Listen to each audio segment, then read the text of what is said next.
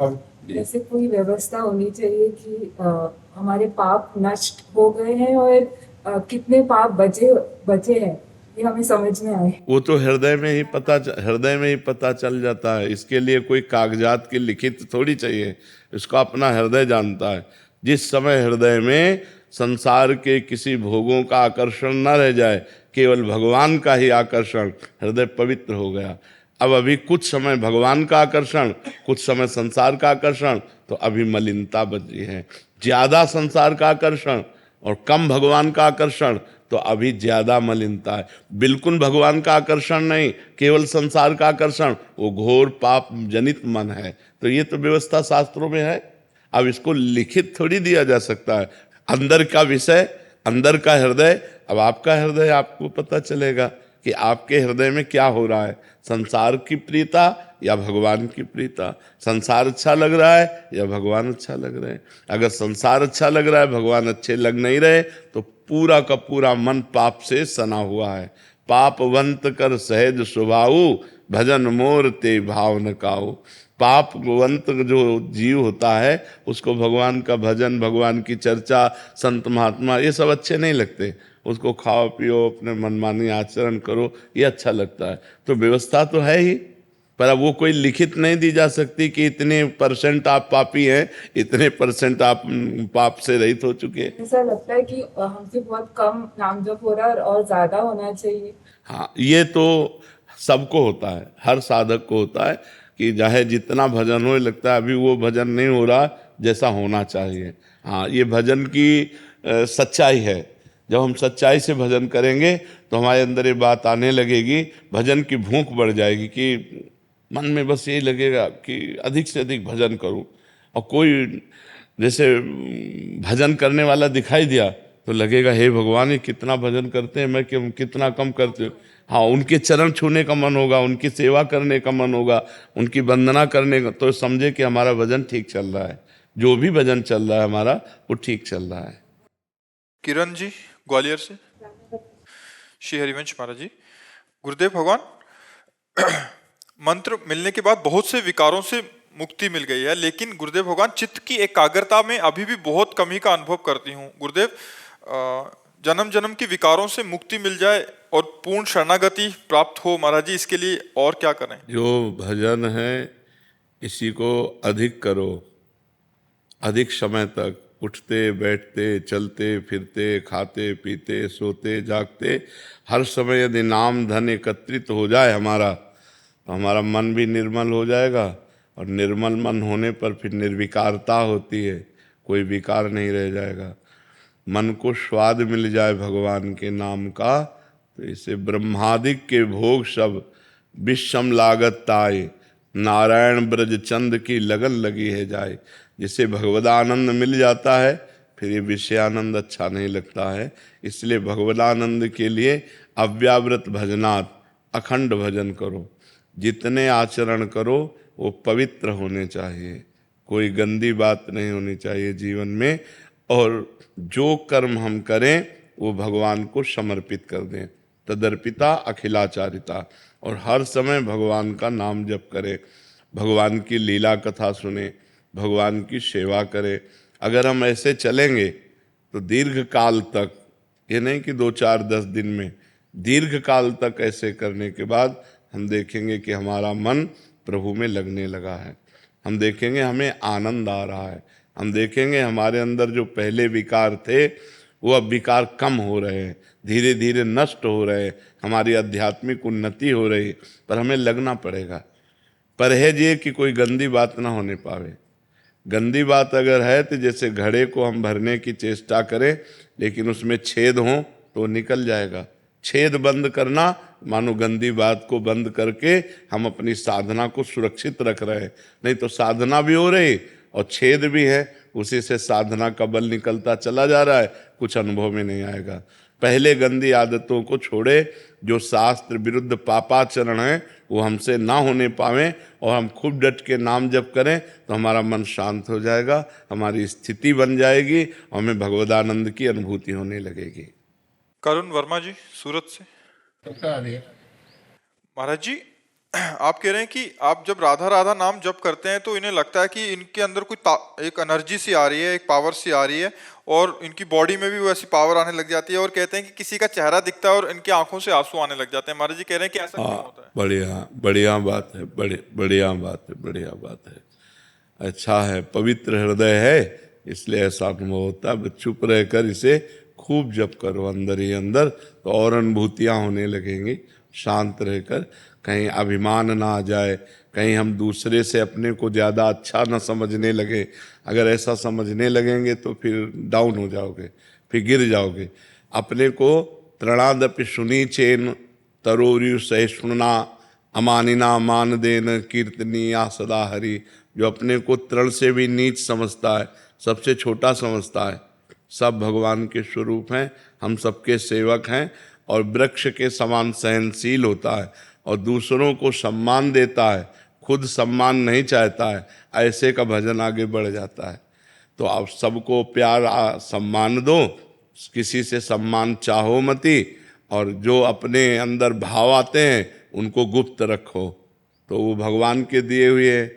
और भगवान को जनाना क्या, जब उन्होंने ही दिया है, और दूसरे को जनाने से क्या होगा? सम्मान ही तो मिलेगा कि अरे भाई बड़े भगत हैं, तो सम्मान मिला तो फिर नरक की वृत्ति आ जाएगी। सम्मान घोर नरक है, सम्मानम कल्याति घोर गरलम नीचापमानम सुधा। ये मान सम्मान नष्ट कर देता है भजन को, इसलिए गुप्त भजन करो, शांत होकर भजन करो। जो अनुभव आवे उन्हें भगवान को समर्पित कर दो। आपकी दी हुई वस्तु आपको किसी को बताओ मती, तो ये खूब नाम का प्रभाव आगे बढ़ा देगा। शिल्पा जी पंजाब से। श्री हरिवंश। श्री हरिवंश महाराज जी। महाराज जी आपकी कृपा से दिनचर्या अच्छी चल रही है, नियमित सत्संग, एकांतिक वार्तालाप, वाणी पाठ आदि सब कुछ हो रहा है, लेकिन राधा सुधा निधि के पदों में जो श्री जी के लिए जो तड़प पाई गई है, वैसी तड़प मुझ में नहीं आ रही महाराज जी। मैं अपने प्रियालाल की सेवा और इसे करो, अभी और करो। जब तक मन मलिन होता है तब तक व्याकुलता नहीं बढ़ती, और जब मन निर्मल होने लगता है तो व्याकुलता बढ़ती प्रभु के लिए। फिर ये लगता है कि ऐसा कब होगा श्री जी के चरणों में मैं महावर रचूंगी, ऐसा कब होगा जब मैं श्री जी को ऐसे भोग लगाऊंगी, ऐसा कब होगा जब श्री जी शयन कर रही हो हम उनके चरण चापेंगे। ये सब भावना तब बनती है जो हमारा निर्मल हृदय हो जाता है। अभी हमारे हृदय में मलिनता है, मलिनता में ही हम अपने को स्त्री समझ रहे हैं, अपने को पुरुष समझ रहे हैं, अपने खान पान को सुख समझ रहे हैं, इंद्रियों की विलासता को सुख समझ रहे हैं। जहाँ हमारा मन निर्मल हुआ तो ये मांग अंदर आने लगती है। ऐसा कब होगा जब हम प्रियालाल को गलबैयाँ डाले हुए देखें? ऐसा कब होगा जब वो नौका विहार कर रही और हम उनके साथ हों? ऐसा कब होगा जब वो जल केली कर रही हम उनके साथ जल केली कर रहे? ये भावनाएं बनने लगती हैं जब खूब अधिक भजन करो, डट कर भजन करो। पहले माया मल का नाश हो, त्रिगुणमयी माया का, फिर त्रिगुणातीत भावनाएं। ये त्रिगुणातीत भावना है जो सुधा निधि में है, ये त्रिगुणातीत भावना है। कावेरी जी। राधे राधे। राधे राधे महाराज जी। महाराज जी क्या अंदर की शांति संघर्ष से आती है या स्वीकार कर लेने से आ जाती है? अंदर की शांति ज्ञान से आती है, न संघर्ष से आती है, न स्वीकृति से आती है, ज्ञान से आती है। क्योंकि अशांति का कारण अज्ञान है। अज्ञान के कारण ही हम परिस्थितियों में, विपत्तियों में, दुख में, भोगों में फंसे हुए हैं। भगवान ने कहा है श्रद्धावान लभते ज्ञानम तत्परा सहितेन्द्रिया ज्ञानम लब्ध्वा पराम शांति। पराम शांति मचरेण आदि गच्छति। जब कोई श्रद्धा करके संत महात्माओं का संग करता है, शास्त्र का स्वाध्याय करता है, तो उसे ज्ञान होता है क्या करना चाहिए, क्या नहीं करना चाहिए, क्या करने से शांति मिलती, क्या करने से अशांति मिलती। फिर वो अपनी इंद्रियों को कब्जे में करता है। अभी हम इंद्रियों के गुलाम हैं, वो अपनी इंद्रियों को अपने अधीन करता है। मन और इंद्रियों को अधीन करके जब परमात्मा का चिंतन करता है तब उसे जो अंदर ज्ञान प्राप्त होता है, तब शांति प्राप्त होती है, जिसे शाश्वत शांति कहते हैं। कि भारी से भारी विपत्ति में भी उसके हृदय में कोई हलचल नहीं, उसे शांति कहते हैं। प्रारंभ की शांति त्यागात शांति अंतरम। जो जितना भोगों का त्याग करता जाएगा उतना ही वो शांत होता जाएगा। और भोगी पुरुष अशांत होता है और त्यागी पुरुष शांत होता है। तो अगर हम संघर्ष से कहें तो संघर्ष से नहीं, ज्ञान से। ज्ञान से प्राप्ति होती है। अब हम स्वीकृति करें कि मैं शांत हूँ, तो इतने मात्र से शांति थोड़ी हो जाएगी, कोई विपत्ति आ जाएगी। अब ये शांत हो, जब हमारे अंदर ज्ञान है कि विपत्ति किसके ऊपर प्रभाव डाल रही है, ये क्यों आई है, इसका कारण क्या है, और उस कारण को जानते हैं कि हमारे ही कर्मों का फल है, तो हम बहुत शांत होकर निरपेक्ष होकर उसको सह लेते हैं। तब शांति रहेगी जब ज्ञान रहेगा। अगर ज्ञान नहीं तो शांति नहीं रहेगी। जी काफी बार ऐसा होता है कि ज्ञान होने पे भी वो नहीं हो पाता, इसका क्या कारण है हमारे? वो ज्ञान केवल ऐसी जानकारी, जैसे स्वप्न में हम देखते हैं कि हम जगे हुए हैं और हम कार्यरत हैं, लेकिन हम सोए हुए होते हैं, जगे हुए नहीं होते, उनको ज्ञान नहीं हुआ, केवल वाचिक ज्ञान है। असली ज्ञान जब प्राप्त हो जाए, बताया ना, जो अंदर से भजन करने से ज्ञान आएगा, तभी एक आता है शास्त्रीय ज्ञान, सुनाकर ज्ञान, और एक होता है अंदर का ज्ञान। अंदर का ज्ञान शांति प्रदान करेगा। जो भजन करोगे, इंद्रियों को भोगों से हटाओगे, और जब असली ज्ञान है तो हमें पता है कि फिर वो शांति भंग नहीं होगी। जब तक ब्रह्म ज्ञान नहीं है, भगवत ज्ञान नहीं है, तब तक तो अशांत रहेगा ही जीव। और जो देखो संत महात्माओं को परम शांत, हर परिस्थिति में शांत, बड़ी से बड़ी विपत्तियां फिर भी सब शांत, नहीं तो परेशानियां सबको अशांत कर देती है। अगर हमको वास्तविक ज्ञान है तो बड़ी से बड़ी विपरीत परिस्थिति में भी हम आनंदित रहेंगे, हम अशांत नहीं होंगे, हम शांत रहेंगे। महाराज जी उस समय साधक तो कटिंग करता है अंदर से, जो आप गुरुजनों के वचन होते हैं, तो महाराज जी सिद्धावस्था में क्या इसका भी भान नहीं रहता? वो सहज भान रहता है, स्थिति नहीं रहती वहां। भान तो रहता है, जैसे अब इनके शरीर में घाव है तो हमें दिखाई तो दे रहा शरीर में घाव, लेकिन पीड़ा इनको हो रही, हमें नहीं हो रही। ऐसे इस शरीर की पीड़ा इस शरीर को हो रही, हमें नहीं हो रही। स्थिति प्रज्ञ में ये स्थिति होती है, और साधक इसे काटता है कि मैं शरीर तो नहीं हूं ना, ये शरीर मेरा घर है, मैं इसमें रहने वाला अविनाशी हूं। और जो सिद्ध पुरुष होता है वो अपनी स्थिति में होता है, वो भगवान में चित्त को जोड़े होता है। इसके जो कष्ट होते हैं, भान होता है पर उसका दुख नहीं होता। भान होता है, गर्मी है तो भान होगा पर उसका दुख नहीं है, शरीर में पीड़ा है भान होगा और उसका दुख नहीं। साधक विवेक के द्वारा काटता है कि नहीं, मैं शरीर नहीं हूँ, ये इसका प्रारब्ध भोग है, इसको भोग लेने दो, मैं इसका देखने मात्र दृष्टा हूँ, मैं इसका भोगता नहीं हूँ। वो बार बार ऐसे कटिंग करके वो अपने आप को बचाता है। लेकिन जो सिद्ध पुरुष होता है वो बचा बचाया भगवान की स्थिति में रहता है, उसको दुख नहीं होता, कष्ट होता है।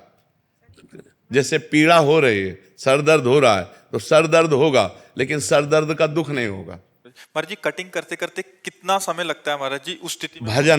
भजन केवल कटिंग से नहीं बात बनेगी, उसके साथ साथ भजन भी। भजन जितना जोर का भजन होगा उतने जोर का विवेक जागृत हो जाएगा। भजन नहीं तो विवेक जागृत हुआ, जो ज्ञान है ना वो प्रयोग में नहीं आएगा।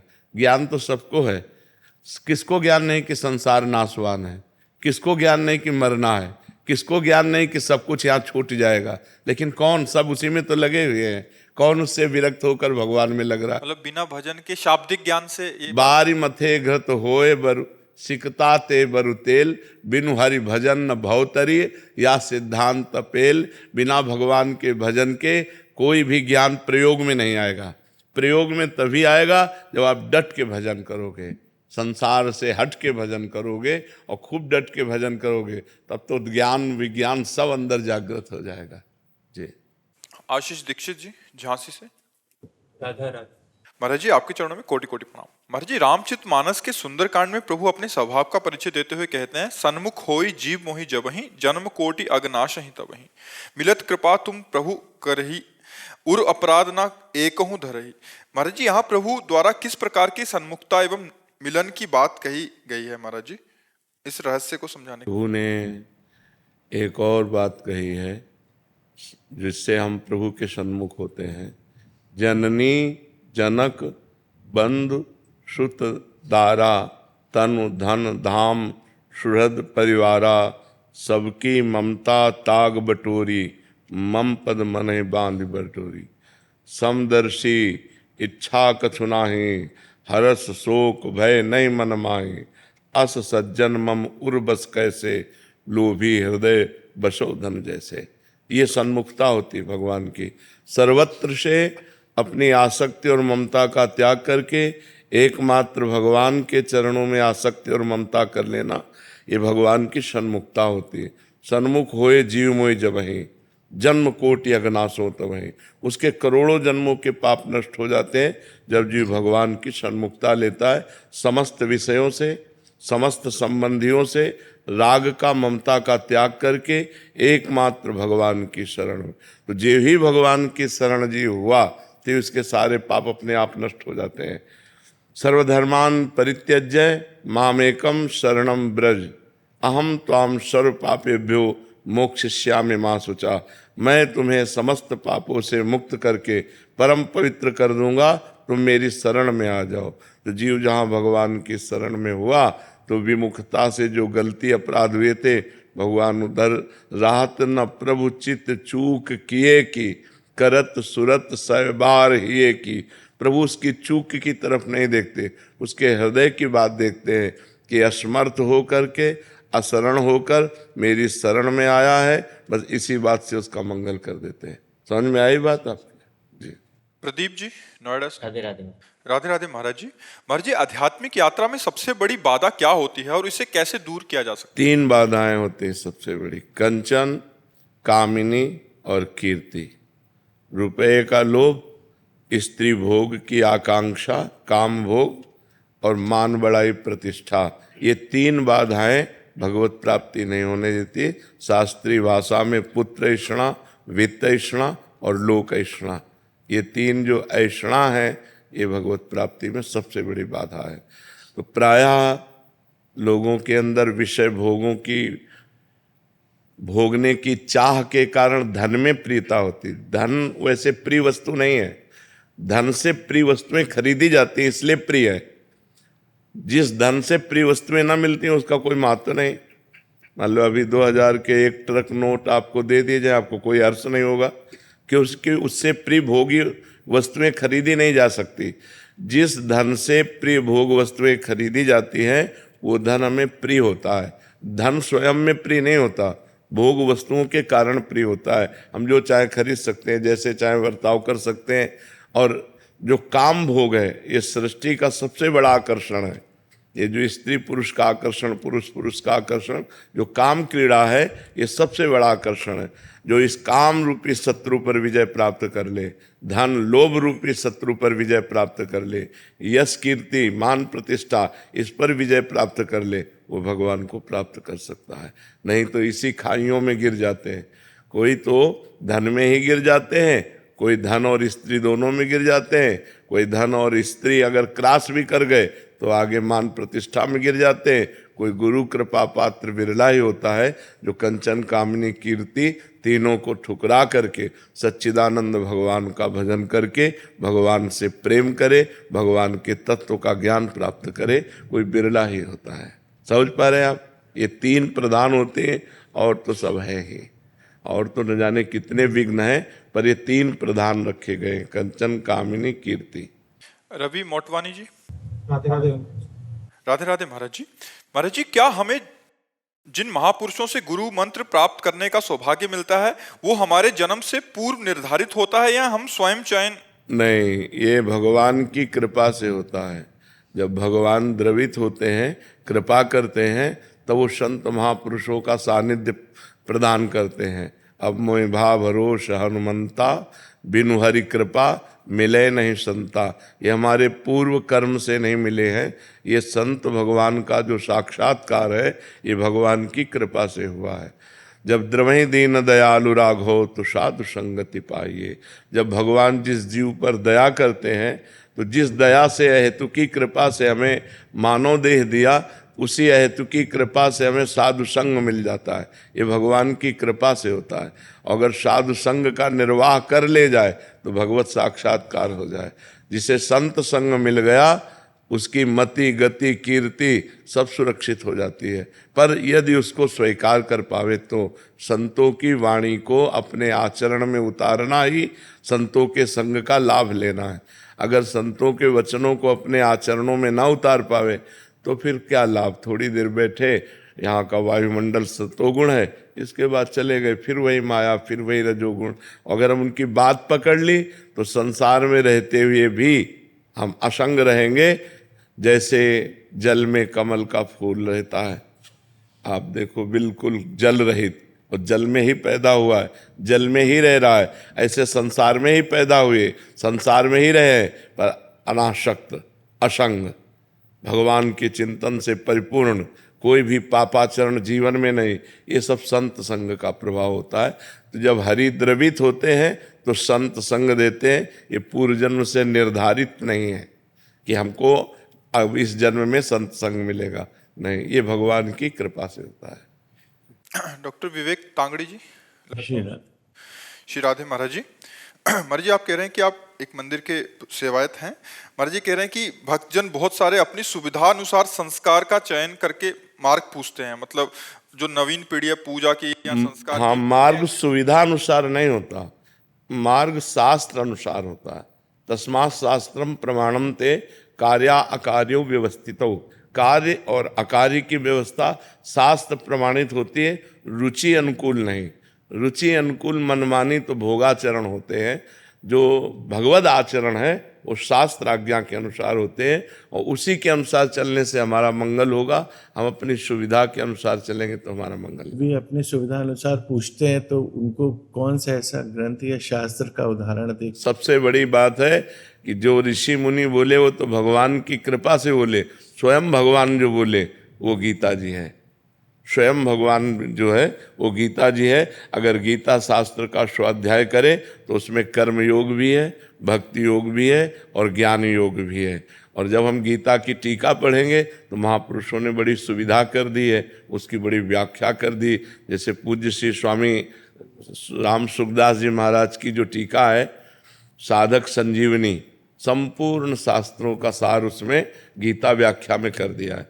तो पढ़ना चाहिए। और सरल भाषा में रामचरितमानस है, पढ़ना चाहिए, जिससे हमारा क्या आचरण होना चाहिए, कैसा हमारा धर्म होना चाहिए, कैसा हमारा कर्म होना चाहिए। ये गीता और रामचरितमानस और सरल भाषा में 18,000 श्लोकों की व्याख्या श्रीमद् भागवत महापुराण। और तो फिर वेदांत हैं, शास्त्र हैं, पर अगर इन 3 ग्रंथों का स्वाध्याय करे, श्रीमद् भागवत महापुराण, श्री रामचरितमानस और श्री गीता जी, तो सम्यक रास्ता मिल जाएगा परमार्थ में। जीवन के जो व्यवहारिक संस्कार होते हैं, जैसे मुंडन हुआ, जनेऊ हुआ, इसमें भी सब अपनी अपनी सुविधा अनुसार नहीं, इसमें ब्रह्म ऋषियों के वाक्य प्रमाणित है। जो ब्रह्म ऋषियों ने, जो महान पुरुषों ने एक परंपरा रखी है, इतने वर्ष में ऐसे ऐसे, तो वैसे ही करना चाहिए। आजकल ये मनमानी चल गया है कि ब्याह के समय 1-2 दिन 3 दिन यज्ञोपवीत पहले करवा लिए और फिर उतार के टांग दिए, तो बुद्धि भ्रष्ट है और सतमार्ग का अनुसरण नहीं है। हमारे धर्मशास्त्र में ऐसी कौन सी पुस्तक है जिसमें इस बहुत से ग्रंथ हैं, बहुत से ग्रंथ, जैसे बहुत सी स्मृतियां हैं। जिन स्मृतियों को, मनुस्मृति, पाराशर स्मृति, इन स्मृतियों में इन छोटी छोटी बातों को बहुत खोल खोल करके कहा गया है। जैसे पाराशर स्मृति है, मनुस्मृति है, और भी शास्त्र हैं। अब जैसे गीता प्रश्न में आप जाइए, आप कह दीजिए यज्ञोपवीत संस्कार के लिए हमको कौन सी वाणी, तो वो खुद अपने आप आपको दे देंगे ये यज्ञोपवीत संस्कार की वाणी है। और सबसे बढ़िया बात यह है कि हमारी पूर्व परंपरा चली आ रही है, उस परंपरा को हम तोड़े ना, तो शास्त्रों के अनुसार ही परंपरा चली आ रही। 8 से लेकर के जो 12-13 वर्ष तक का ब्रह्म ऋषि बालक है, उस बालक की जो है सांगोपांग यज्ञोपवीत, पर ये सब गुरुकुल में होते थे। समाज की समस्या यही है कि एकल परिवार होने के कारण ये सब विलुप्त होती जा रही है। हाँ, नहीं, अब वर्ण आश्रम की मर्यादा को मानना कठिन हो रहा है। सबसे पहली बात तो ये है कि वर्ण आश्रम की मर्यादा को मानना कठिन हो रहा है, तो फिर शास्त्र का कैसे संयम लागू होगा। और जो हमारी प्रथम मर्यादा है ब्रह्मचर्य, नैष्ठिक ब्रह्मचर्य, संन्यास ब्रह्मचर्य, गृहस्थ, वानप्रस्थ, संन्यास, ये 4 जो व्यवस्थाएं हमारे शास्त्रों में पहले ही खराब हो चुकी। गर्लफ्रेंड, बॉयफ्रेंड, ये जो दलिद्राएं चली है, जो अमंगलकारी कृत्य चले हैं, तो अब वो क्या शास्त्र को मानेंगे। जिनकी बुद्धि पवित्र होना चाहिए इस अवस्था में, इसी अवस्था में बुद्धि भ्रष्ट हो गई है। जो व्यभिचार परायण है, जो व्यसन परायण है, वो शास्त्र आज्ञा का कैसे पालन कर सकते हैं। शास्त्र आज्ञा का पालन करने के लिए तो पहला ही सूत्र है कि जन्म से लेकर के जब तक ब्याह ना हो तब तक ब्रह्मचारी रहना चाहिए। सबके लिए है, ब्रह्मचर्य आश्रम सबके लिए है। गृहस्थ आश्रम, फिर द्वितीय, फिर वानप्रस्थ, फिर सन्यास और मोक्ष पदवी की प्राप्ति। तो यहाँ पहली सीढ़ी नींव ही खराब हो गई, ब्रह्मचर्य ही कोई नहीं रहना चाहता, सब अपने अपने मनमानी विचार में लगे हुए हैं। छोटे छोटे बच्चे हैं, हाथ में मोबाइल है, गंदी बातें सीख गए हैं, किसी न किसी प्रक्रियाओं के वो ज्ञाता बनकर अपने ब्रह्मचर्य का नाश कर रहे हैं। तो पहला ही आश्रम, पहली ही वर्ण व्यवस्था, तो कैसे शास्त्र तो तब लागू हो जब उनके सिद्धांतों को आप पालन करें। उनकी शुरुआत ही खराब हो गई। माता पिता के प्रातः काल उठ करके भगवान चरण छूते थे, प्रातः काल उठ के रघुनाथा, माता पिता गुरु नामय माता। आजकल बच्चों में कहाँ संस्कार है, जवाब देते हैं माता पिता को, उल्टा जवाब देते हैं, कठोर वचन बोलते हैं। जहाँ विद्या विनय देने वाली होती है वहाँ अविनय और उद्दंडता दिखाई देती है नवीन बच्चों में। जो नवीन बच्चे हैं उनमें विनय नहीं दिखाई देता, उनमें उद्दंडता दिखाई देती है। तो शास्त्र आज्ञा का पालन कोई विरला ही कर पाएगा, और जो शास्त्र आज्ञा का पालन करेगा वही महापुरुष बन सकता है, वही भगवान को प्राप्त कर सकता है, वही हमारे समाज सेवक बन सकता है। नहीं तो समाज सेवक के रूप में समाज का शोषण होता है, सेवा कहाँ होती है? सेवा तो एक दिखावा होता है जो बाहरी होती है, और शोषण करके अपनी वासनाओं की मुक्ति करते हैं। तो ये है, जो गलतियां हो गई उसको सुधार कैसे किया? पहले गलती पता चले कि कौन सी गलती जो है। आज के बच्चे जो गलतियां कर रहे हैं, हाँ, सत्संग के द्वारा हो सकता है। यदि हम साधु संग करें, शास्त्र स्वाध्याय करें, और अपने गलतियों को, जिनको हम जानते हैं गलती है, उनको नियम लें कि हम दोबारा नहीं करेंगे, तो सुधार हो सकता है। यदि साधु संग नहीं तो शास्त्रों की बातें, सतमार्ग की बातें सुनने में ही नहीं आएंगी, समझने में ही नहीं आएंगी। जैसे अभी कुछ वातावरण में सुधार शुरू हुआ, जैसे हजारों लोग आकर के कहते हैं कि हमारा जीवन परिवर्तन हुआ, आपके वचन सुने, परिवर्तन हुआ। तो अगर वो साधु संग ना सुने, सत्संग ना सुने, तो उनका परिवर्तन कैसे होता? तो साधु संग से और शास्त्र स्वाध्याय से, और मानी हुई जो हमारी गलती हुई है कि हमने ये गलती किया है, उसको आजीवन नियम ले ले कि दोबारा हम ऐसा पाप कर्म नहीं करेंगे। अब लो नशानी अब ना नशइयों, और नाम जब भगवान का करने लगे तो सब पाप नष्ट हो जाएंगे, और उसके अंदर ऐसा बल आएगा कि वो गलतियों को रौंद करके अच्छाई पर, सद्गुणों को वो स्वीकार कर लेगा। पर बिना साधु संग के नहीं हो सकता। अक्षय विराजदार राधे राधे। महाराज जी, जब भगवान या गुरु मौन हो जाए तो इसे कृपा माने या परीक्षा? इसमें उपेक्षा भी हो सकती है, कृपा तो हम नहीं मान सकते, क्योंकि यदि वो हमारे किसी आचरण को देख रहे हैं कि हमारी अवहेलना कर रहा है तभी वो मौन हो गए, कृपा तो नहीं मान सकते हम। क्योंकि कृपा तब माने जब वो हमको डांटे, जब वो हमको अपना मान करके, अगर वो हमारी किसी गलती या हमारी किसी आचरण को देख करके निरपेक्ष होकर के मौन हो गए, तो ये हमारी मतलब बहुत बड़ी हमारे लिए हानि की बात है, बहुत बड़ी अकृपा हो गई हमारी। कृपा तो तब जब वो एकदम आवेश में आकर हमें डांट देते, और आज के बाद अगर ये गलती हुई तो समझ लेना, और वो दंड विधान करते, तो हमारे ऊपर कृपा होती। वो उपेक्षा करके मौन ले ले, ये ठीक बात नहीं है। ये हमारी बहुत बड़ी कमी है, शरणागति में उनकी, समर्पण में कमी है।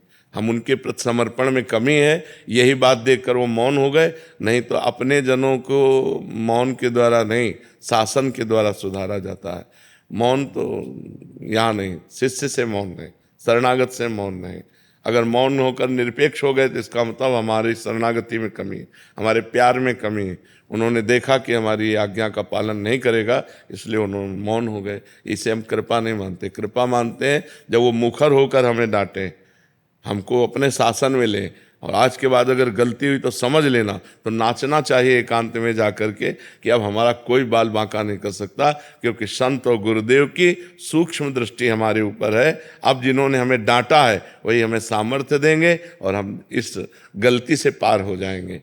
तो हमें लगता है मौन होना ठीक नहीं है। हर्षवर्धन त्रिवेदी जी, राजस्थान से। राधे राधे महाराज। राधे राधे महाराज जी। महाराज जी, अपने इष्ट देव से अपने पितरों के मोक्ष के लिए क्या प्रार्थना करनी चाहिए और कैसी प्रार्थना करनी चाहिए? उसे पितरों के कल्याण के लिए इष्ट से प्रार्थना क्या, भगवान ने अनुष्ठान बताए हैं। गया जी जाए, वहाँ भगवान के चरण चिन्ह हैं, वहाँ पिंड दान करे, श्रीमद् भागवत का साप्ताहिक पारायण करके अपने पितरों के कल्याण के लिए करे। भगवान ने विधान बनाए, पितृपक्ष में श्राद्ध करे, गया जी जाए, श्रीमद् भागवत का अनुष्ठान करे, या भगवान नाम जप करके अपने पितरों को दान करे, या पितरों के निमित्त भंडारा करवावे, संत महात्माओं को भोजन पवाए, गौ सेवा करावे, ये सब सुकृत अपने पितरों को दे तो उससे पितरों का कल्याण हो जाता है। ठीक है। तन्वी गुप्ता जी ग्वालियर से। श्री हरिवंश महाराज जी। गुरुदेव, जब से मेरे पिताजी ने शरीर छोड़ा है तब से मैं बहुत असमंजस में हूँ। शरीर के पिताजी ने बचपन में सिखाया था कि पराधीन सपने हो सुख नाही, किसी भी प्रकार मानसिक, शारीरिक एवं आर्थिक रूप से किसी पे भी निर्भर नहीं होना। परंतु पिताजी के शरीर छोड़ने के पश्चात जब मैं बिल्कुल असहाय थी तब प्रभु के अलावा किसी ने बल नहीं दिया। अब जब आर्थिक और मानसिक रूप से मजबूत हो गए तो पतिदेव कहते हैं कि मुझ पर निर्भर रहो। महाराज जी, मेरे को समझ नहीं आ रहा कि पतिदेव के रूप में या कैसे निर्भर उन पे रहे, या कैसा इसको भाव को। पति की अनुकूलता भी देखनी है और अपनी सामाजिक व्यवस्था भी देखनी है। कल पति के ऊपर पूर्ण निर्भर हो जाओ और वो स्वभाव में आपके प्रति प्रतिकूलता ले आए तो फिर आप असमर्थ हो जाएंगे। और अभी आप समर्थ हैं, कमा रहे हैं। पर गुरु जी, जब मेरे पास कुछ भी नहीं था तो प्रभु के अलावा कोई भी नहीं था। तो हमें ये लगता है कि जो अपनी सामाजिक व्यवस्था आपने बनाई है उसे भंग नहीं करना चाहिए और पति को अनुकूलता भी देनी चाहिए। दोनों बातों का सामंजस्य बैठा दीजिए कि, पर हम ये नहीं चाहेंगे कि आप अपनी जो दिनचर्या कर रही हैं जिससे आपको अर्थ की प्राप्ति होती है आप उसे छोड़ दें, ऐसा आप नहीं चाहेंगे। आजकल ऐसी बातें माननीय नहीं हैं। जैसे मान लो पत्नी अच्छी सर्विस कर रही है, अच्छा व्यापार कर रही है, अच्छी नौकरी कर रही है, अगर पति कहता है कि बंद कर दो तो आज अनुकूलता दे सकते हैं, कल उनके स्वभाव में प्रतिकूलता आ गई तब फिर अपने को बड़ी परेशानी आ जाएगी। अगर अपने कर रही हैं तो फिर करना चाहिए, और नहीं कर रही उनके अनुकूल है तो फिर प्रतिकूलता सहकर भी उनको अनुकूलता देनी चाहिए। पर यदि आप कर रहे हैं तो आप करते रहिए और पति की अनुकूलता भी बनाए रखिए, पति की अनुकूलता भी, धर्म से चलिए, पवित्र आचरण रखिए और खुद अर्थ कमाइए, पति की सेवा कीजिए, समाज सेवा कीजिए। कन्हैया लाल जी राजस्थान से। राधे राधे। राधे राधे महाराज जी। महाराज जी, मुझे बार बार अपने पूर्व पाप कर्म को देखकर लगता है कि मुझ जैसे नीच को श्री जी क्यों स्वीकार करेंगे। महाराज जी, हाँ, पूर्व पापों का ऐसा चिंतन करके हृदय में जलन करने से उस पाप का जो प्रभाव है वो नष्ट हो जाता है। ऐसा करना चाहिए। कृतम स्मर शास्त्र आज्ञा करता है कि अगर आप गलत किए हो उसका बार बार स्मरण करके जलन पैदा हो रही, मेरे से गलती क्यों हो गई, तो उस पाप का नाश होता है। और हम पतितों को ही पावन करने के लिए भगवान अवतार लेते हैं। तो ऐसा नहीं है कि हम पतितों को भगवान क्यों स्वीकार करेंगे। अस्पताल बने ही होते हैं बीमारों के लिए, नहीं बने होते। वो स्वस्थ पुरुषों के लिए नहीं होते हैं, बीमारों के लिए होते हैं। तो भगवान की शरणागति है ही है पतितों के लिए। भगवान का नाम पतित पावन दीन बंधु करुणा वरुणालय। तो अगर हम पतित हैं तो हमारा नाता है भगवान से, उनका नाम पतित पावन है। अगर हम दीन हैं तो हमारा नाता है भगवान से, उनका नाम दीन बंधु है। हम आर्त हैं, दुखी हैं, तो आर्त हरण भगवान हैं हमारे भगवान के संबंध हैं। इसलिए हमें ये उत्साह रखना चाहिए कि हम जैसे भी हैं भगवान के शरण में हैं और भगवान के लायक हैं, क्योंकि हम भगवान के अंश हैं। हम चाहे जितना पतित हो जाए लेकिन हम भगवान के लायक हैं। बेटा चाहे जितना बड़ा निकृष्ट आचरण कर बैठे पर वो कहेगा तो अपने बाप का ही नाम, तो हम हैं तो भगवान के ही, हमारे अंश ही तो भगवान ही है। ईश्वर अंश जीव अविनाशी, ईश्वर का अंश ही तो जीव है, तो हम भगवान के ही अंश हैं। हमसे गलती हो गई, हमसे पाप हो गए तो हे भगवान हमें क्षमा करो या दंड दो, मैं आपकी शरण में हूँ। ये पक्की बात है, हम श्री जी के शरणागति के लायक हैं, क्योंकि हम किसी लायक नहीं हैं, इसीलिए हम शरण में हो रहे हैं। तो ये हमारी शरणागति पक्की स्वीकार करते हैं। चाहे जितना बड़ा दुराचारी हो, भगवान की शरण में आ जाए। भगवान कह रहे कोटि विप्र बध लागे जाहू, आए शरण तजहू नहीं ताहू। करोड़ विप्रों के मारने का, ब्रह्म ऋषियों के मारने का पाप हो और मेरी शरण में आ जाए तो मैं उसे त्यागता नहीं। भगवान कह रहे हैं जो नर होई चराचर द्रोही, पूरे विश्व का द्रोह करने वाला हो, आवे सब है शरण तक मोही। भयभीत होकर भगवान के शरण में आ गया कि हे भगवान, अब आपके सिवा हमारी कोई रक्षा नहीं कर सकता, तो भगवान उसे प्राणों के समान रखते हैं। जो सभीत आवा शरणाई, रखियों ताई प्राण की नाई। भगवान उसे बहुत प्यार करते हैं, इसीलिए भगवान है वो।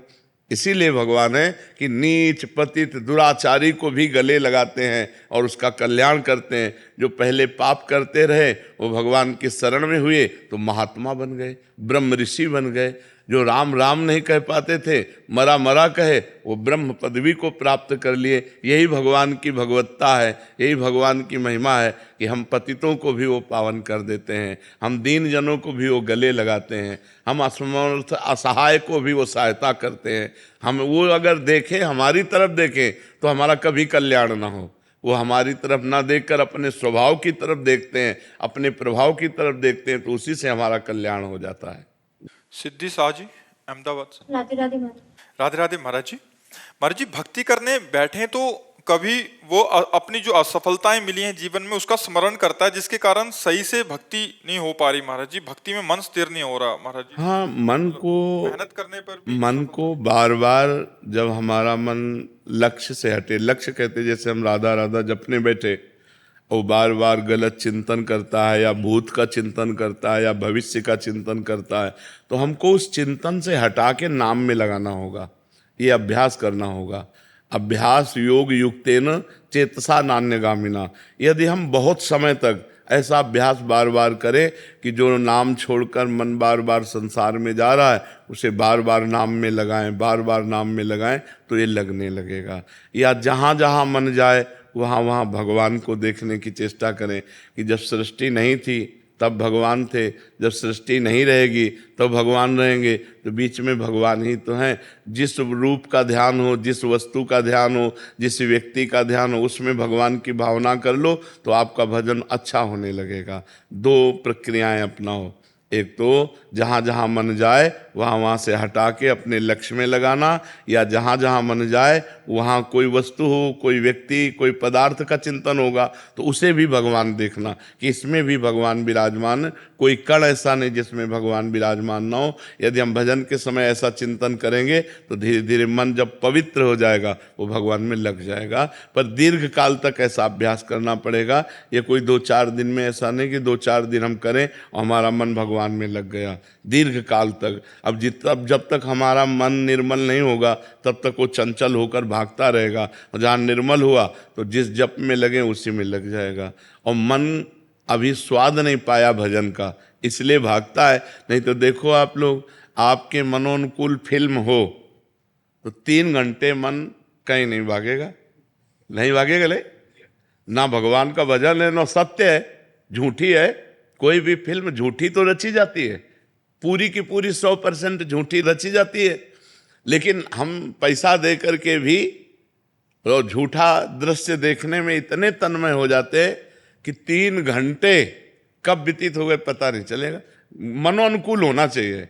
अगर ऐसे ही भगवान में स्वाद मिल जाए, भगवान के नाम में, भगवान के रूप में, तो फिर मन नहीं भागेगा। अभी उसको स्वाद नहीं मिला तो संसार की तरफ भाग रहा है। जहाँ स्वाद मिलेगा तो नहीं, तब तक हमको ये परेशानी करनी है कि बार बार उसको हटा करके ना, ये परेशानी ही है कि अब हम भजन में बैठे, हम शांत होना चाहते हैं, वो अशांत कर रहा है, तो बार बार उसको हटा हटा करके भगवान के नाम में लगाने से वो करत करत अभ्यास के जड़मत होत सुजान, रस्सी आवत जात ही सिल पर होत निशान। तो ऐसे ही मन फिर अभ्यास के कारण वो भगवान में लग जाता है।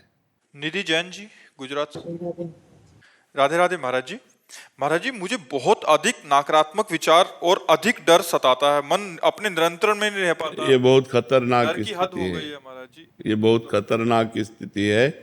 अगर नकारात्मक सोच बनी रही तो डिप्रेशन में पहुंचा सकती है और परेशानियां पैदा कर सकती है। जब यही सोच ज़्यादा बढ़ जाती है तो शरीर के नाश की भी सलाह देने लगती है।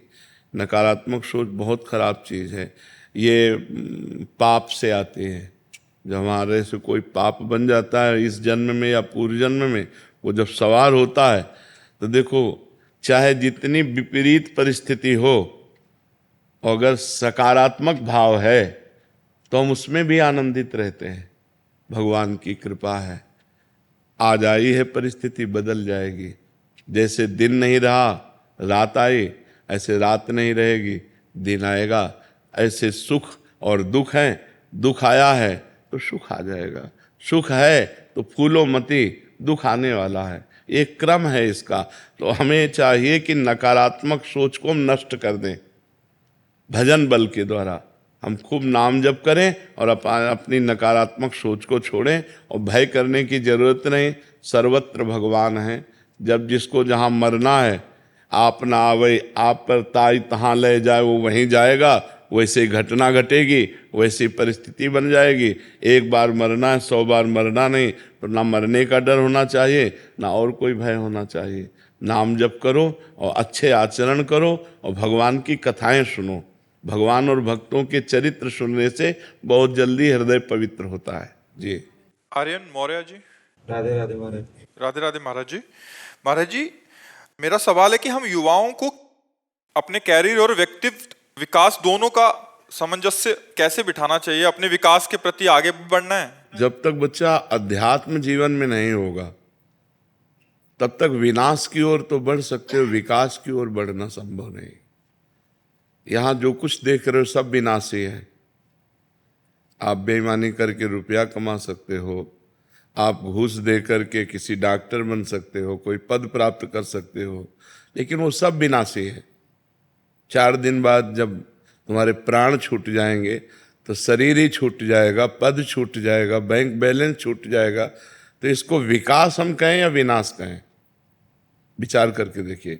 विकास तो तब है जब लोकांतर की भी गति हमारी अच्छी हो, हमें भगवान की प्राप्ति हो, या भगवान के द्वारा ऐसे उत्तम फिर हमारा जन्म हो, हम उत्तम कर्म करने वाले बने, हमारे अंदर सद्गुण हो, हम परोपकार करें, समाज को सुख पहुंचा सकें। इसके लिए अध्यात्म की आवश्यकता है। हम अगर अध्यात्म से नहीं जुड़े, शास्त्रों के अनुसार नहीं चले, तो देखो कितना गंदा माहौल है नवयुवकों में। नशा करना और ये गंदी बातें करना है कि नहीं बढ़ रहा है? कई लड़कियों से, कई लड़कों से ऐसे गंदे संबंध बनाना, ये सब क्या है? जो गर्लफ्रेंड बॉयफ्रेंड चल रहा है, ये सब क्या है? ये विनाश की तरफ है या विकास की तरफ है? आप विचार करके देखो। ब्रह्मचर्य का नाश करना, पवित्रता का नाश करना, मन को गंदे संस्कार देना, ये तो विनाश की तरफ जा रहे हो। इसके बाद फिर व्यसन करना, फिर इसके बाद व्यसन के लिए उद्दंडता करना, हिंसा करना, चोरी करना, अपने माता पिता को प्रताड़ित करना, ये सब विनाश की बातें हैं बच्चा। अगर हम लौकिक और पारलौकिक दोनों उन्नति चाहते हैं तो हमें अध्यात्म से जुड़ना चाहिए, हमें सत्संग सुनना चाहिए, हमें शास्त्र स्वाध्याय करना चाहिए और भगवान का नाम जप करना चाहिए और अपने माता पिता बूढ़े जनों की सेवा करनी चाहिए। उनके चरणों के आशीर्वाद से ही हम आगे बढ़ेंगे, ऐसी भावना रखनी चाहिए। अपने बुजुर्गों को भगवान की तरह पूजे। अगर उनका आशीर्वाद मिला तो भगवान का आशीर्वाद मिला। अगर उनका मंगल भावना हमारे प्रति बनी रहे तो सामाजिक और पारमार्थिक दोनों उन्नति हमारी होती रहेगी। हमारा नाम जप, शास्त्र स्वाध्याय, सत्संग और सेवा, ये हमारे जीवन को उठा देगी। और जिसके जीवन में ये नहीं है तो वो जीवन विनाश की तरफ बढ़ रहा है। भले वो अपने को समझ रहा है मैं विकास की तरफ जा रहा हूँ, यहाँ विकास नहीं है, यहाँ विनाश है। अंत कब देखना होता है? परिणाम। बुद्धिमान जन परिणाम देखते हैं। जो मूर्ख होता है वो वर्तमान के सुख को देखता है, जो बुद्धिमान होता है वो भविष्य की बात सोचता है कि ये जो कार्य कर रहा हूँ इसका परिणाम क्या होगा, इसका भविष्य क्या होगा।